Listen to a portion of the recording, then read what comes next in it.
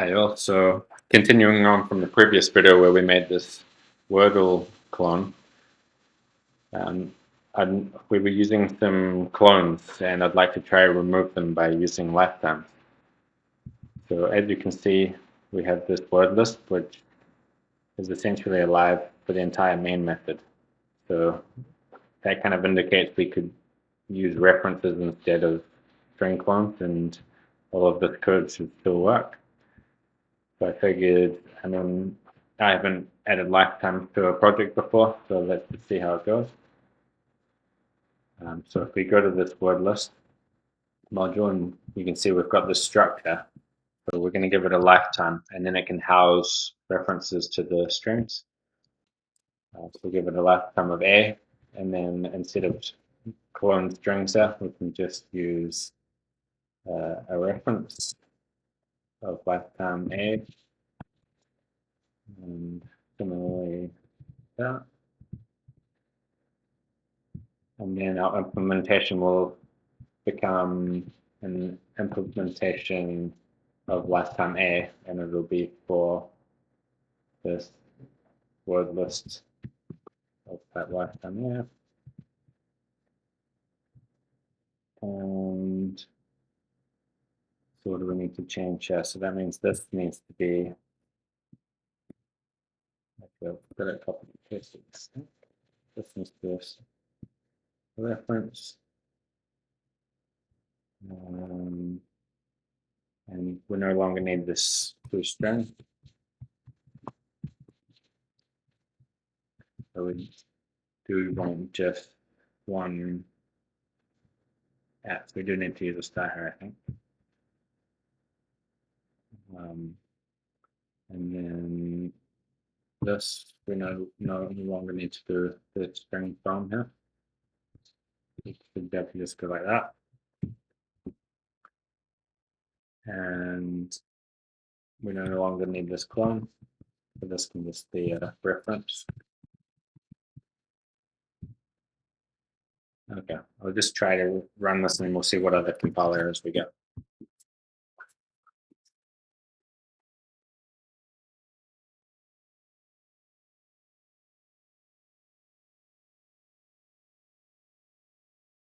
Okay, so for get hint, it expected a struct string and it found a reference to a string.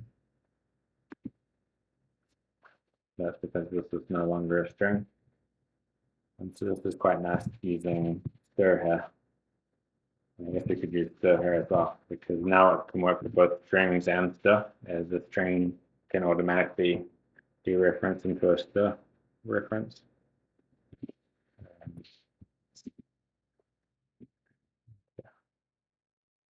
What are the errors we're going to get? It looks like that's working. Let's just try run this and see what happens.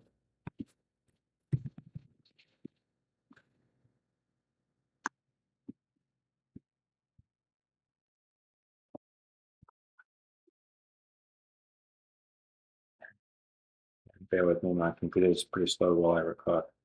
Okay, cool. It looks like it's working. Dusty. Let's check. Players.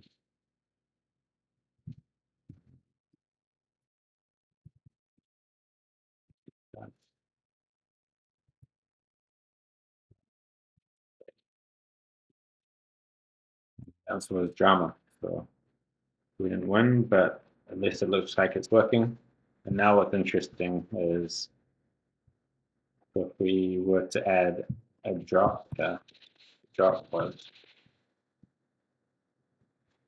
and let's see what happens.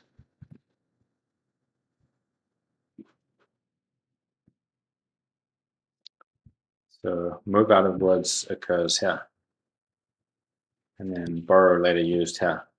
So that's quite cool. That's protecting us from a dangling pointer. So this solution is a reference to a string in the word list. And if we drop the word list, then this reference is no longer valid. And the error message even tells us where the borrow occurred. We can actually go to that point. Where was it? Borrow word occurs on line 26. Okay.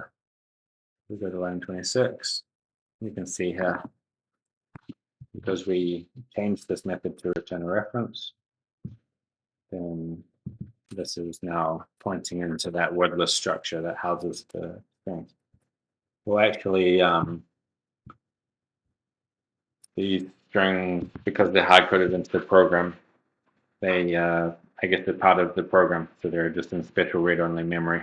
But if we were reading these from a text file or something, then we could house them. So I guess we could actually use a static lifetime, but I think this serves as an example. So yeah, thank you for watching the video.